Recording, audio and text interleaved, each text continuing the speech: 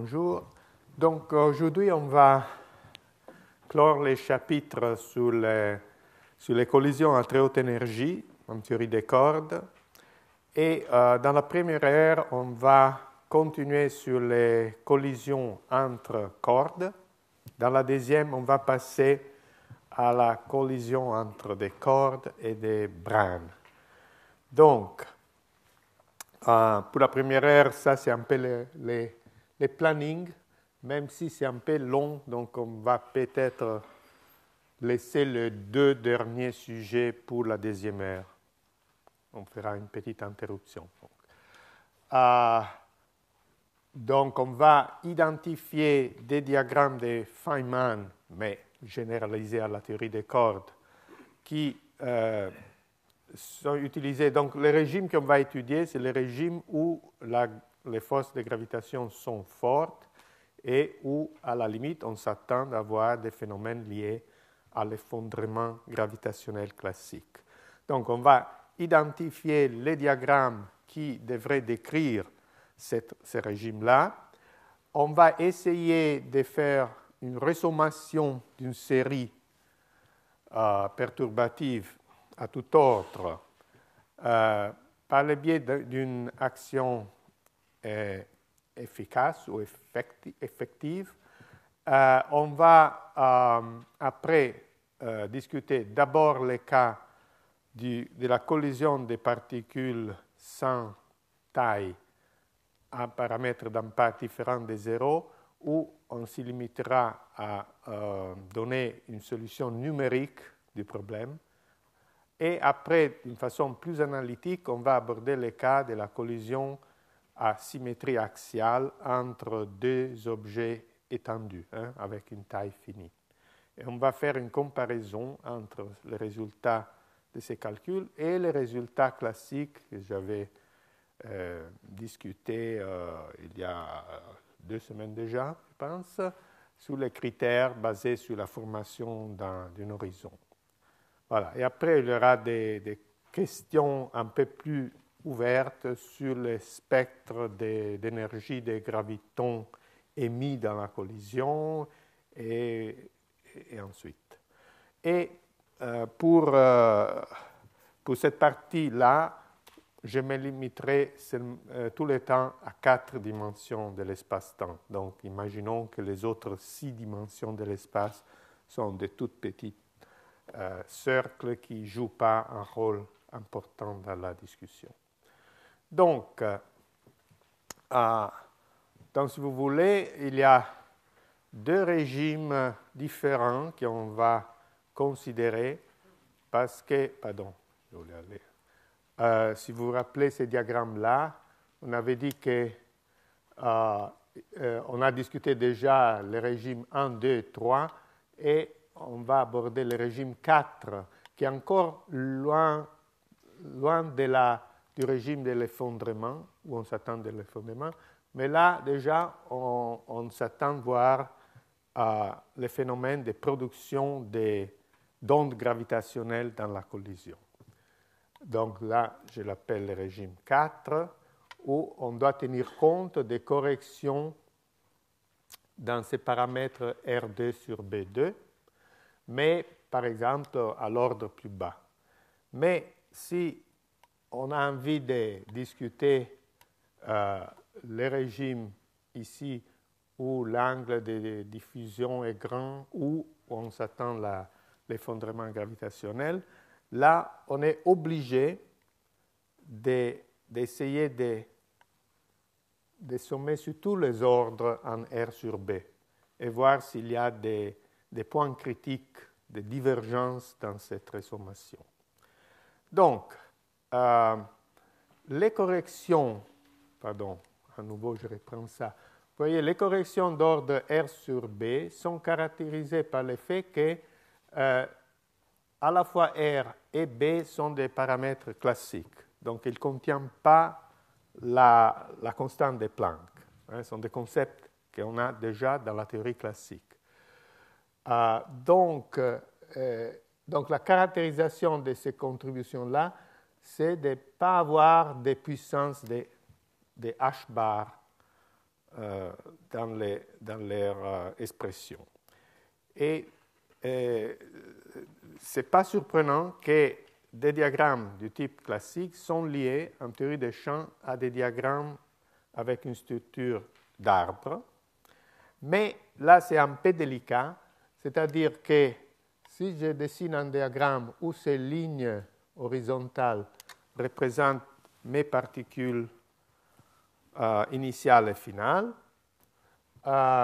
qui échangent des gravitons entre eux, pour donner lieu à des phénomènes gravitationnels, c'est ce que doit être un diagramme à arbre, c'est ce diagramme-là qui représente les interactions entre ces gravitons. Voilà. Donc, si on veut, on ne compte pas les boucles qu'on forme avec les lignes externes des particules initiales et finales. Disons, une preuve que ça, c'est effectivement le cas, c'est de faire un petit comptage des différentes puissances de l'énergie, de la constante de Newton, du paramètre d'impact pour un tel diagramme. Et en effet, il y a aussi une chose qu'il faut tout de suite signaler, c'est-à-dire que vous vous rappelez qu'on est intéressé à la phase de la matrice S, qu'on avait écrit comme l'exponentielle d'une action, tout à l'heure même, voilà, vous voyez. Donc c'est cette phase-là qui doit avoir ces caractéristiques-là. Alors, l'exposant de la matrice S est donné pas pour tous les diagrammes arbres, mais seulement pour les diagrammes qu'on appelle connectés, qui ne sont pas des parties déconnectées. Et il y a toute une calcul combinatoriel qui nous dit que donc, les diagrammes connectés vont s'exponentier.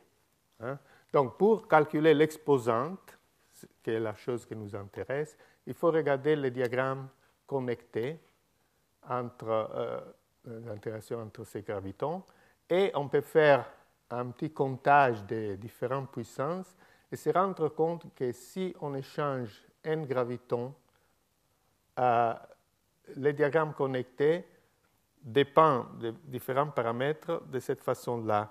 Il y a un GS divisé par h bar, en effet, fois une puissance paire de R sur B. Donc, exactement la structure qu'on cherche. Faisons un petit exemple.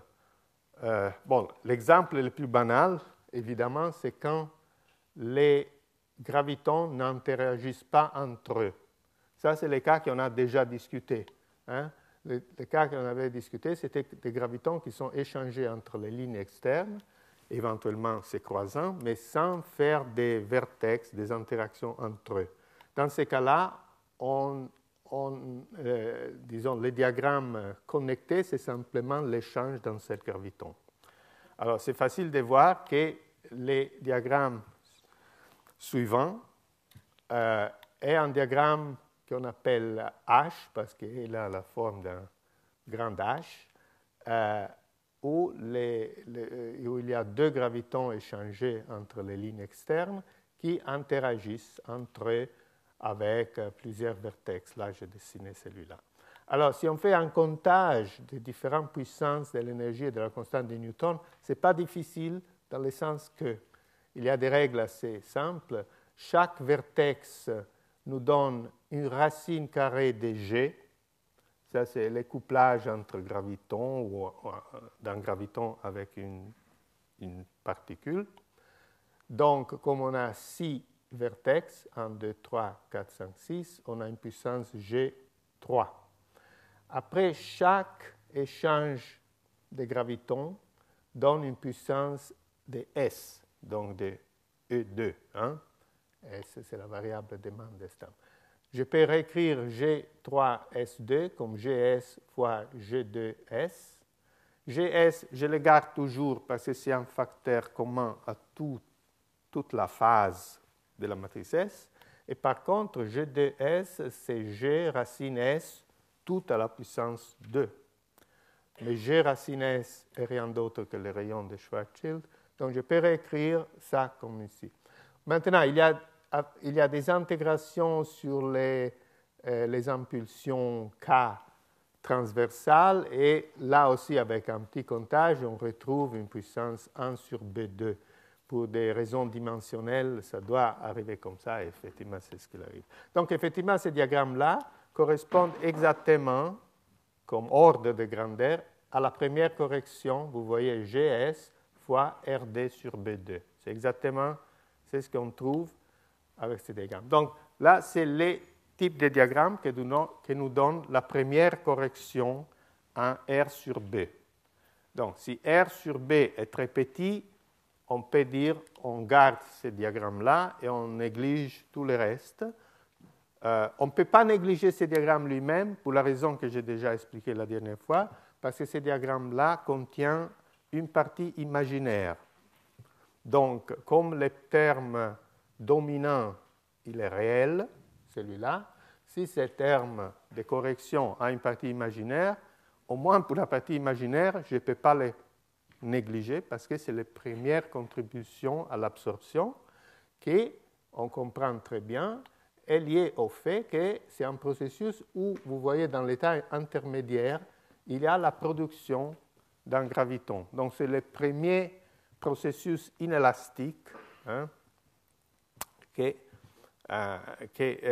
intervient dans ce régime-là. La production de gravitons ou, si vous voulez, d'ondes gravitationnelles. Là, c'est le diagramme suivant avec 10 vertex. Vous voyez, si vous comptez le nombre de vertex, vous arrivez à 10. Donc, il fait une puissance de la constante de Newton 5. Il y a 3 gravitons échangés de haut en bas. Donc, S à la puissance 3, on factorise à nouveau un facteur GS qu'on garde dehors, et le reste nous donne maintenant R4, et les intégrations sur les impulsions transverses nous donnent 1 sur B4, donc c'est la correction successive. Donc, vous comprenez bien que si on imagine de calculer tous ces diagrammes-là, on obtiendra une série de Taylor en puissance de RD sur B2.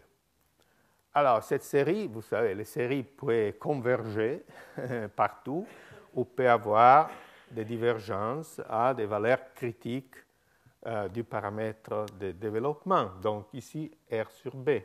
Mais R sur B, c'est exactement les paramètres où on s'attend des valeurs critiques qui correspondent à l'effondrement gravitationnel. Donc, l'idée, c'est que dans ce contexte quantique, on devrait retrouver les processus de formation d'un trou noir comme effet d'une divergence ou d'une singularité dans ce développement en puissance de R sur B. Tout d'un coup, la série diverge, on a des singularités, on a de nouvelles parties imaginaires et tout ça.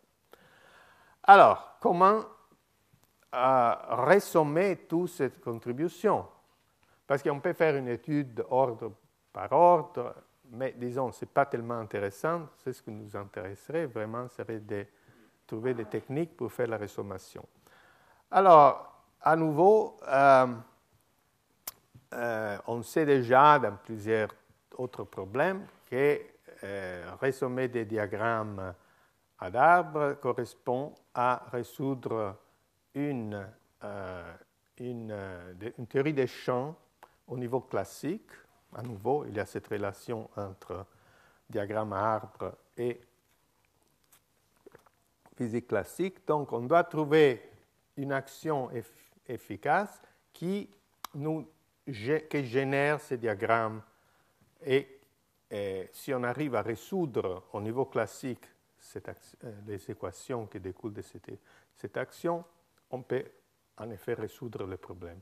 Maintenant, il y a des travaux très intéressants de Lipatov en 1993, et après notre groupe a un peu élaboré sur ça, mais le travaux essentiel, c'est celui de Lev Lipatov, qui a obtenu cette action effective qui utilise simplement l'approximation des hautes énergies. C'est ce qu'on a toujours utilisé. Donc, en utilisant des techniques, des Regge et tout ça, il a obtenu une action effective en 4 dimensions. Le problème avec cette action, c'est que c'est très compliqué. Donc, pour l'instant, c'est très difficile de travailler avec. Peut-être un jour, on pourra faire des simulations numériques, des choses comme ça. Mais pour l'instant, c'était un peu trop compliqué, au moins pour nous. Et donc, on a simplifié d'une façon assez drastique, assez violente les problèmes. C'est-à-dire, vous vous rappelez nos ondes de choc, qui sont approximativement des solutions de cette action, des équations de cette action. Mais on a simplifié le problème en congelant, en gardant une certaine forme de la dynamique longitudinale. Vous vous rappelez que les ondes de choc sont caractérisées par ces coordonnées type cône de lumière, U et V, qui correspondent à la position de nos sources. Donc, on a congelé, si vous voulez, la dynamique longitudinale en la prenant la plus simple possible. Et, si vous voulez, vous rappelez qu'avant la collision, tout était bien connu. Donc, on a continué à utiliser la même dynamique après la collision comme il y avait avant.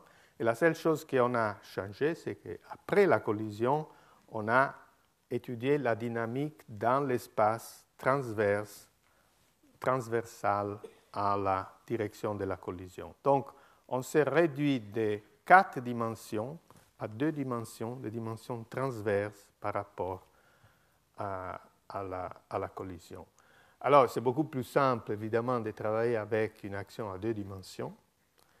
Et on a croisé les doigts et on a dit, bon, on va voir qu'est-ce que ça nous donne cette approximation. Et la raison pour laquelle je présente cette approche-là, c'est parce qu'on a obtenu des résultats même trop bien, plus qu'on pouvait s'attendre avec une telle approximation. Donc, cette action bidimensionnelle contient 3 champs. Oui, j'ai oublié de dire une chose. Est-ce que je l'avais... Voilà. Vous voyez, cette ligne-là représente un graviton émis dans le processus. Mais un graviton, en 4 dimensions, a deux états de polarisation, comme n'importe quelle particule avec spin et masse 0. Alors, une des polarisations est produite avec une amplitude finie. L'autre, il y a des divergences infrarouges qui sont gênantes. Ce ne sont pas létales. On peut traiter les divergences infrarouges avec des méthodes, mais ça compliquerait considérablement la vie. Donc, on a fait une deuxième approximation, c'est-à-dire de négliger la polarisation du graviton, le graviton émis avec une amplitude divergente infrarouge. On l'a éliminé. Alors, c'est pour ça que l'action efficace à 2 dimensions a 3 champs, A bar et phi. A et A bar représentent, si vous voulez, les composants plus et moins du champ gravitationnel, c'est-à-dire en diagramme, ils correspondent à ces lignes verticales, tandis que les champs phi correspondent à des vrais gravitons physiques, transverses et à l'émission d'ondes gravitationnelles, si vous voulez. Si vous voulez, les champs A et A bar représentent la force de Newton, tient compte de l'interaction de Coulomb de Newton entre les particules, tandis que phi, c'est vraiment un champ d'émission d'ondes gravitationnelles. Et disons, dans cette approximation-là, on arrive à une action à 2 dimensions. Vous voyez, il y a 2 x. on passe à l'espace des coordonnées, mais les deux coordonnées sont transverses par rapport à la direction de la collision. Et disons, il a un aspect pas trop facile, mais pas trop méchant non plus. Disons, là, j'ai introduit, pour l'utiliser dans la suite, des sources S et S bar qui ne sont pas nécessairement des fonctions delta. Si je prends S égale delta x et S bar égale delta x moins b, ça veut dire que j'ai une particule à x. X, rappelez-vous, c'est la coordonnée transverse qui voyage à x égale 0 et l'autre qui voyage à x égale b. Donc, c'est la collision entre deux particules sans taille qui sont déplacées dans la direction transverse par un vecteur b. Là, disons, sont des deltas à deux dimensions. Je ne vais pas compliquer les formules. Mais on peut très facilement généraliser au cas où il y a des sources étendues. Bon, il y a des équations qui ont cette forme-là, l'action est cette-là, et les équations des mouvements sont données ici. Et vous voyez que la quantité grande R, qui est l'énergie, comme d'habitude, joue le rôle d'une constante de couplage, effectivement. Si je mets R à 0, si je néglige les membres droits de cette équation-là, j'ai une équation très simple parce que S, c'est quelque chose de donné, et donc je peux la résoudre avec la méthode de fonction de Green. C'est assez facile. En particulier, si je prends S égale delta, j'obtiens une solution qui est un logarithme. Je mets la solution dans l'action, je fais les calculs et je réobtiens l'approximation à l'ordre 0. Mais je peux m'amuser et itérer cette équation-là, c'est-à-dire je fais les calculs en mettant ici 0, j'obtiens un A, je mets A là, je résous l'équation pour phi, je mets mon phi ici et je peux imaginer de faire une itération. Effectivement, on a fait quelques itérations de cette équation-là. Mais faire quelques itérations, ça ne veut pas dire trouver la solution à tout ordre exact. Donc, point de vue analytique, on n'a pas pu faire grand-chose, mais par contre, nos collègues Marchesini et Onofri ont eu le courage de prendre les équations telles quelles et de les résoudre avec des méthodes numériques. Bon, là, j'ai mis les détails. Ils ont utilisé Fast Fourier Transform avec un programme qui s'appelle MATLAB. Peut-être quelqu'un d'entre vous le connaît. Donc, ils ont fait un travail assez remarquable et ils ont trouvé qu'effectivement, ce système d'équations-là a des solutions réelles seulement si B est plus grand que 2,28 R. C'est-à-dire si R n'est pas trop grand par rapport à B. B sort quand on fait ces itérations-là en résout la théorie, on trouve que vraiment les paramètres d'expansion, comme je l'ai dit tout à l'heure, est R sur B. Ça doit être quelque chose sans dimension. Donc, c'est R sur B. Et ils ont trouvé que si B est plus petit que BC, il y a un problème et il y a une divergence. Et, avant de comparer avec l'autre, je vous montre comment ils ont obtenu ça. Ils ont étudié en effet les problèmes numériquement en variant B et R. Là, ils ont mis R critique, mais ils ont varié. Et ils ont essayé de déterminer ces valeurs de R critique en fonction de B. Et pour des raisons purement numériques techniques, pour faire les calculs, ils ont trouvé utile de passer à des sources avec une petite taille. C'est-à-dire, au lieu de prendre des fonctions delta pour les sources, ils ont mis effectivement des petits disques. Et après, pour des raisons numériques, de précision de calcul numérique, et après, ils ont calculer comment la valeur critique de R varie quand on diminue la taille de ces petits disques qui replacent les particules sans taille. Ils ont trouvé qu'effectivement, ils convergent sur cette ligne droite. Donc, c'est très bien parce qu'ils trouvent que c'est vraiment le rapport R sur B qui donne la valeur critique où les équations cessent d'avoir une solution réelle. Il aurait pu trouver une courbe n'importe laquelle, mais on sait, pour des raisons générales, que c'est ce que doit compter, c'est R sur B. Donc, si vous voulez, c'est un check que leur méthode numérique est bien. Donc, je pense qu'on peut vraiment faire confiance à leurs résultats. Et alors, à ce moment-là, on peut comparer, parce que ça a exactement le même problème, la collision de deux particules sans taille à une certaine énergie et un certain paramètre d'impact.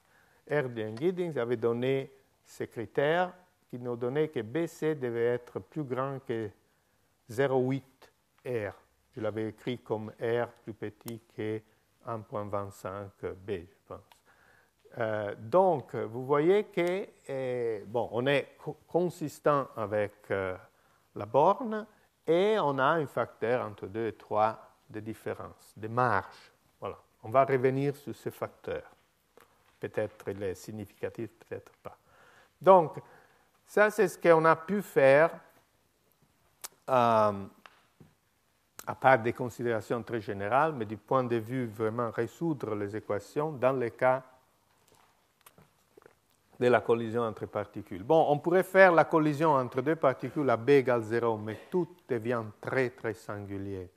Donc, pour une approche plus analytique, ou si vous voulez, partiellement analytique, partiellement numérique, on a changé des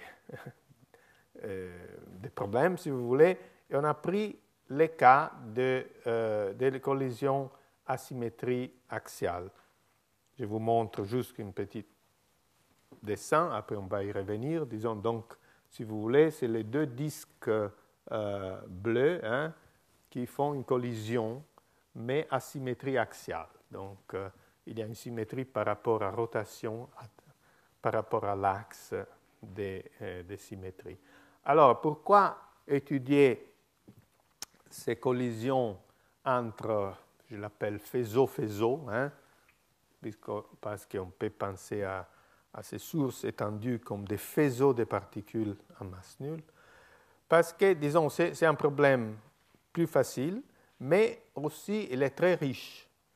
Il est riche parce qu'on peut prendre les profils des deux faisceaux d'une façon assez arbitraire. Donc, les faisceaux contiennent, si vous voulez, plusieurs paramètres. Disons, on fixe l'énergie totale dans les faisceaux, mais on peut varier la distribution de l'énergie en fonction de la distance du centre de symétrie.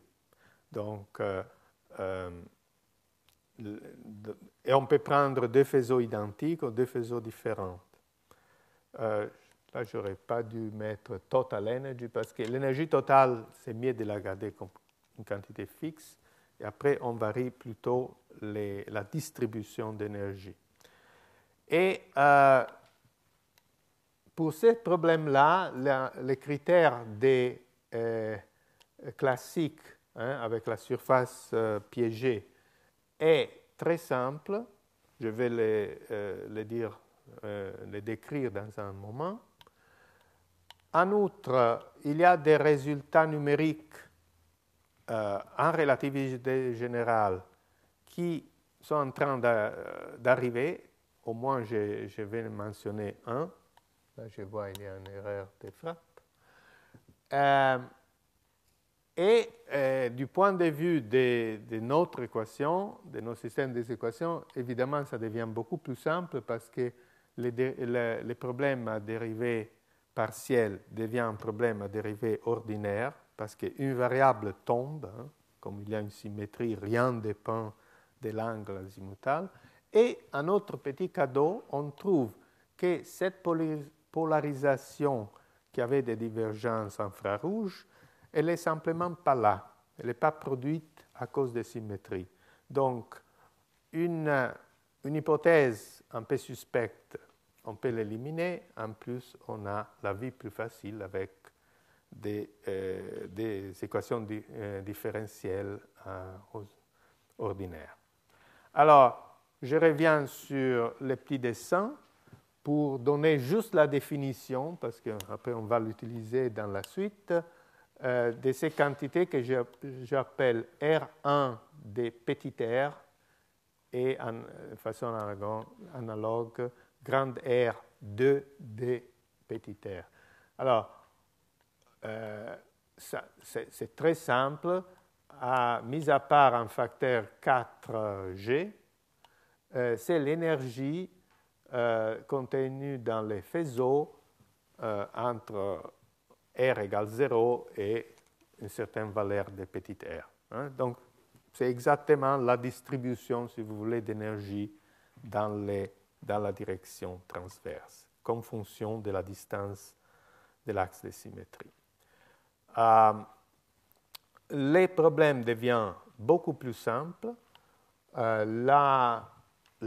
L'action efficace qu'on avait, qui était assez compliquée avec tous ces dérivés partiels, devient ça. Alors là, il y a une notation, je suis un peu désolé, mais comme j'avais tout dans ces notations, je n'ai pas vu la changer, mais disons, il faut se rappeler que pour quelques transparentes, RD est appelé T. OK? Ça n'a rien à voir avec le temps, hein? Mais disons, c'est appelé T et un point, c'est la dérivée par rapport au temps, à T, pardon, donc par rapport à RD.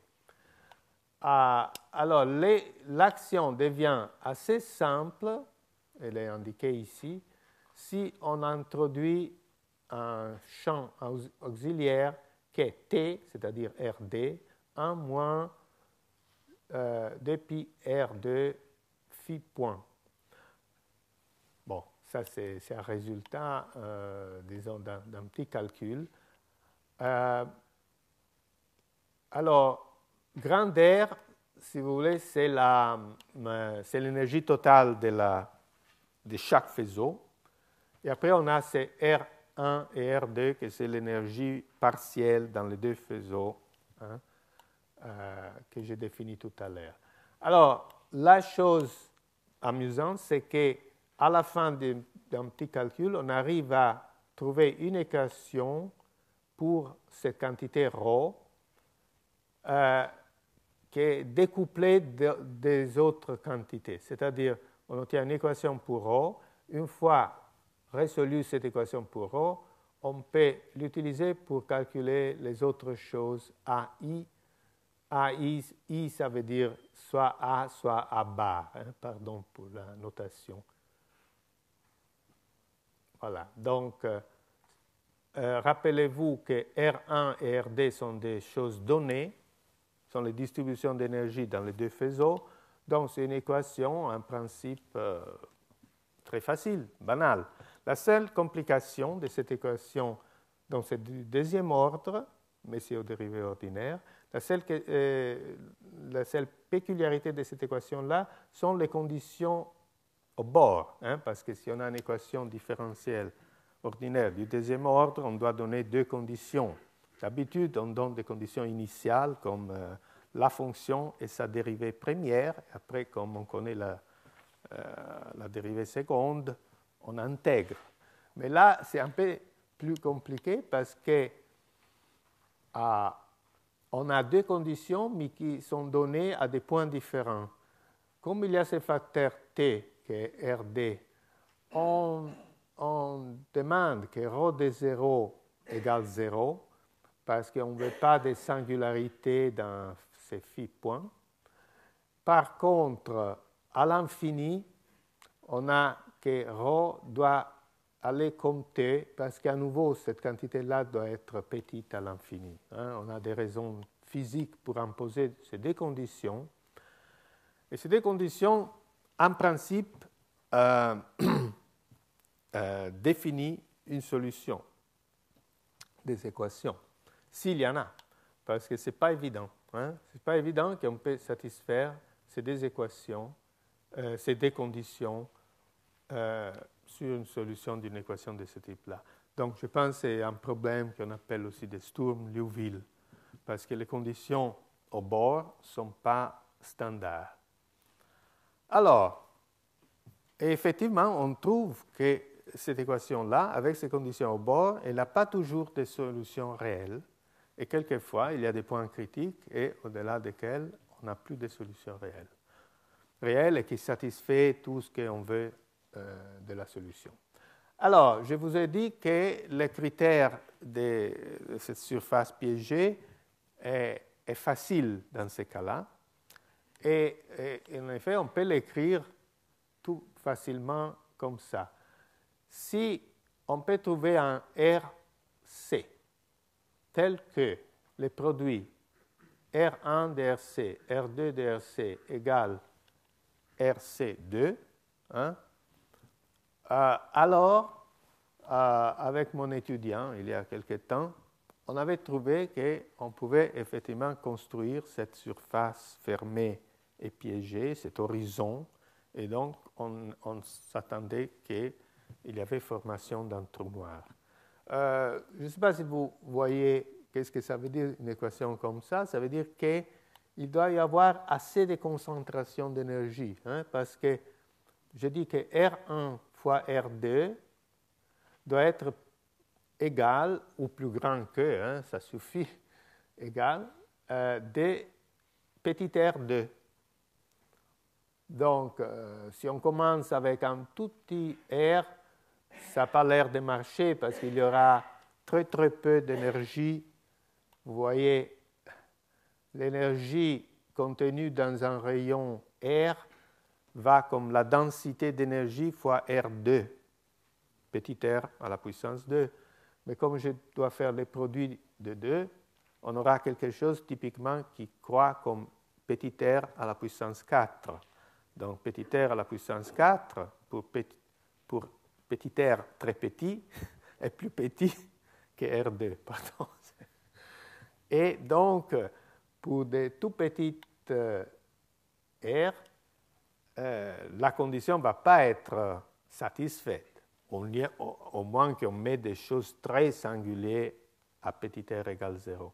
Donc, mais comme on augmente R, il peut arriver qu'à un certain RC, on a l'égalité. Si on trouve cette égalité-là, on peut construire la surface piégée. Alors, c'est ce qu'on a démontré avec le professeur Wojciech, c'est que si ce critère-là est satisfait, on peut trouver qu'effectivement, cette équation-là, avec ces conditions à bord-là, n'ont pas de solution réelle. Donc, effectivement, on trouve d'une façon assez remarquable une connexion, ne devait pas nécessairement marcher comme ça, entre les deux critères. Donc, le critère de surface piégée implique le critère qu'il n'y a pas de solution. Ça, c'est pas dire dans le sens contraire que c'est le cas. On a démontré dans cette direction-là. Et avec l'aide d'un de mes collègues mathématiciens ici au Collège de France, on a trouvé aussi un cas complémentaire, un cas où il existe sûrement des solutions réelles. Ça, c'est une formule, effectivement, c'est Pierre-Louis Lyon qui m'a trouvé cet exemple-là. Apparemment, c'est compliqué, mais disons, qui nous dit que, si vous voulez, si je fais un dessin où je mets dans l'axe Y les produits R1, R2 comme fonction de R, si je suis toujours en dessous de cette courbe verte, on trouve qu'il y a toujours des solutions des équations réelles, tranquilles. Par contre, si cette courbe-là, que je n'ai pas dessinée, hein, donc imaginez de dessiner ça, si cette courbe-là touche à un certain point la courbe rouge, alors je suis dans le cas opposé. Mais si elle reste entre les deux, on ne sait pas. On ne sait pas. Donc on a des conditions où on sait ce qui se passe aux équations, et il y a toutes sortes de situations intermédiaires où on ne sait pas. Donc, effectivement, on doit résoudre cas par cas et trouver c'est ce qu'il se passe. C'est ce qu'on a fait dans plusieurs exemples. Je vous montre 2 ou 3 exemples intéressants. Il y en a un qui est amusant parce qu'on peut le résoudre vraiment sur papier, dans une petite page, sans même utiliser mathématiques ou d'autres choses. Et c'est un cas un peu extrême. On prend une des 2 sources, on la prend fonction delta de Dirac, donc on la prend un point, un petit point, sans taille. Et l'autre, je n'aurais pas dû dessiner les disques comme ça. Disons, l'énergie est concentrée toute concentrée en certaines valeurs de R, de petites r, que j'appelle B. Bon, parce que ça joue un petit peu le rôle d'un paramètre d'impact, mais disons, c'est juste la définition. Donc, je l'appelle la collision d'une particule avec comme une bague qui bouge. Alors, pourquoi c'est un problème facile? Parce que si je mets vous voyez, ce faisceau-là est caractérisé par le fait qu'il n'y a pas d'énergie en dessous de petit r égale b. Donc, si vous voulez, ma quantité grande R 2, index 2, dr est égale 0 si petit r est plus petit que b. Donc, si r est plus petit que b, ça c'est la fonction de Heaviside, ρ 2 points égale 0. Alors, si ρ des points égale 0, ça veut dire que ρ est ρ0 plus, c'est une fonction linéaire de t. Rappelez-vous que t était R2. Donc, ρ est une fonction linéaire de R2, et je l'ai écrit de cette façon-là, si petit r est plus petit de b. Si petit r est plus grand de b, tout d'un coup, cette fonction devient 1, et toute l'énergie est déjà là. Donc, à nouveau, c'est une équation facile parce que, vous voyez, c'est une équation différentielle, mais qui n'a pas de dépendance explicite du temps. Donc, si vous faites l'analogie avec les vrais temps, c'est un système conservatif où il y a une conservation d'une énergie. Donc, on peut trouver une intégrale première de cette équation-là. Et ça nous donne que ρ point est donné par cette formule-là. Vous pouvez vite vérifier que c'est la solution avec les conditions finales. Mais à ce moment-là, on peut évaluer ρ de B2 de 2 façons différentes. En utilisant ça, on obtient avec ρ0 égale 0, B2, ρ point de B2.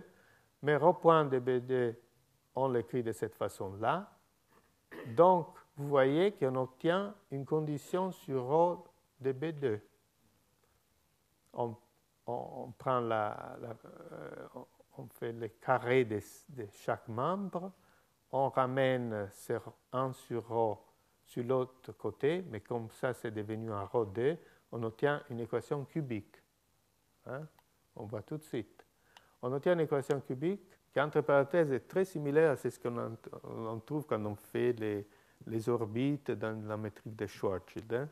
On a des choses très, très similaires, donc peut-être on est sur la bonne voie. Et cette équation cubique, vous pouvez vérifier vous-même, a des solutions positives par B, parce que B2 doit être positive, seulement si, pour ρ de B2, seulement si B2 est plus grand que cette quantité-là, 3 racine 3 sur 2, R2. Donc, numériquement, ça nous donne que B sur R critique, on trouve 1,61. Et si on fait les critères de surface fermée pour ce cas particulier, on trouve B sur R critique plus grand que 1. Donc, à un facteur 2, moins même pas 2 près, on est comparable dans les deux cas. On a un résultat cohérent. Alors, d'autres cas ne sont pas si faciles que ça, mais presque. C'est-à-dire, on doit faire un petit peu de mathématiques, hein, et même moi, que je ne suis pas très bon avec les ordinateurs, je peux les faire. Donc, ce n'est pas difficile du tout. Par exemple, on peut reprendre le cas de deux disques homogènes des rayons grand L. Alors, dans ce cas-là, on obtient une équation comme ça. Pardon, je trouve plus. Voilà. Et la raison pour laquelle c'est un peu plus compliqué, c'est parce que le temps, au R, comparé directement dans l'équation différentielle. Donc, c'est un peu plus compliqué. Mais ce n'est pas difficile de jouer avec mathématiques et trouver qu'à nouveau, il y a des solutions réelles seulement si, cette fois, la R divisé par L est plus petit que 0,47 environ. 0,47. Donc, on obtient ces valeurs critiques de R sur L. C'est-à-dire, si L est très grand, tout se passe bien, mais si L est petit par rapport à l'énergie, on a un problème et la solution n'est plus là. Et à nouveau, on peut faire la comparaison avec les critères que j'avais déjà donnés il y a 2 semaines avec la surface piégée, où R sur L devait être plus petit que 1. Donc, on obtient à nouveau, avec un facteur 2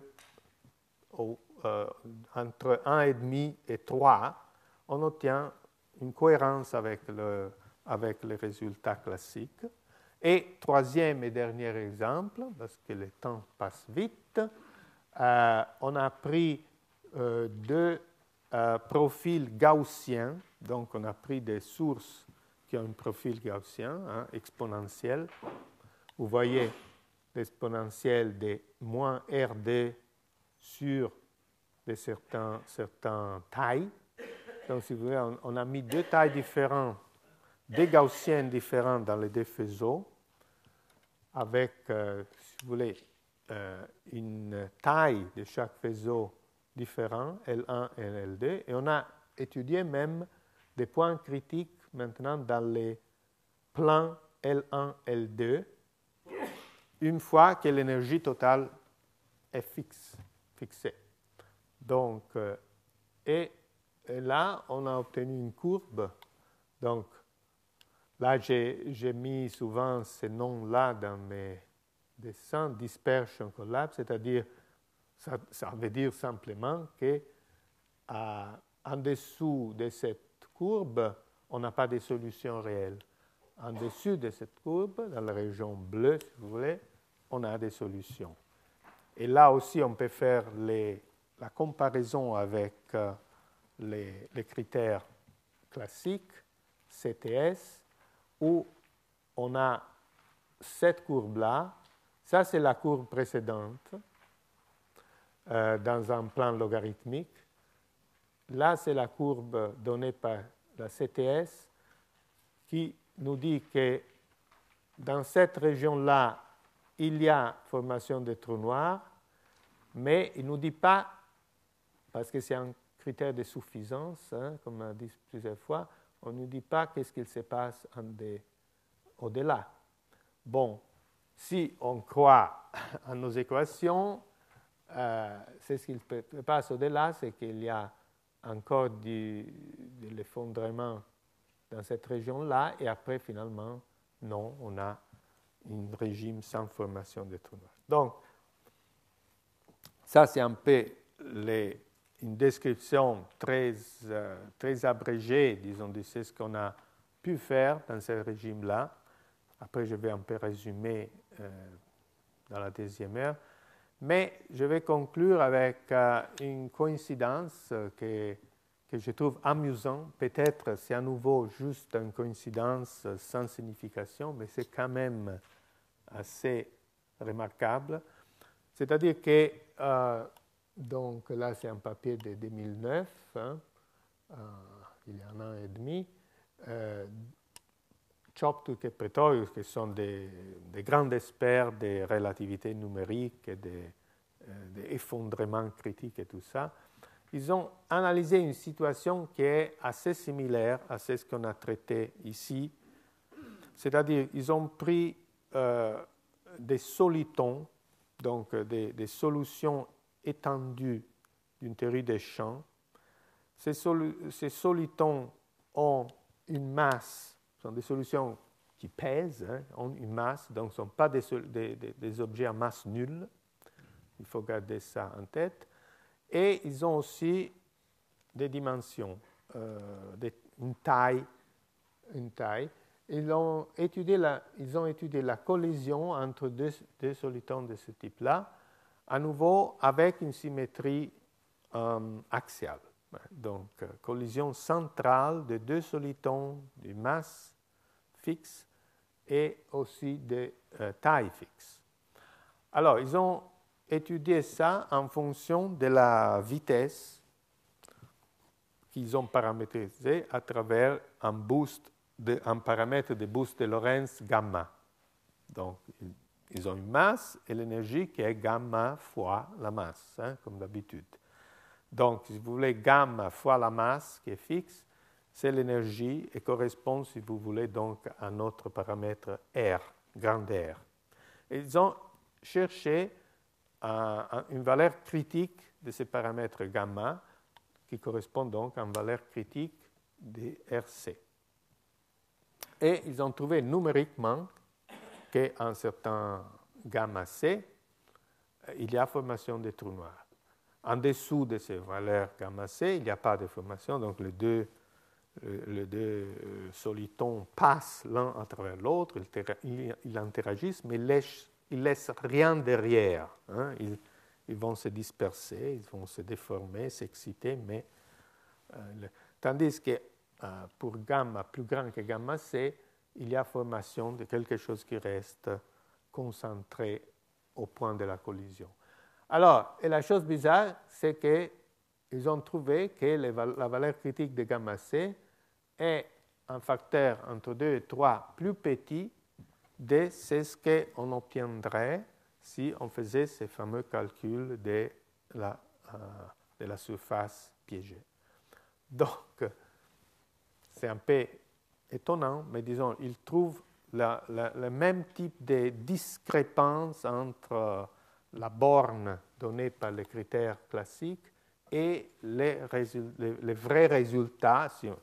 Là, disons, on doit faire confiance qu'ils ont fait des bons calculs de relativité numérique, mais disons, il n'y a pas d'approximation. Hein, en principe, c'est un calcul complet de A à Z en relativité générale, classique.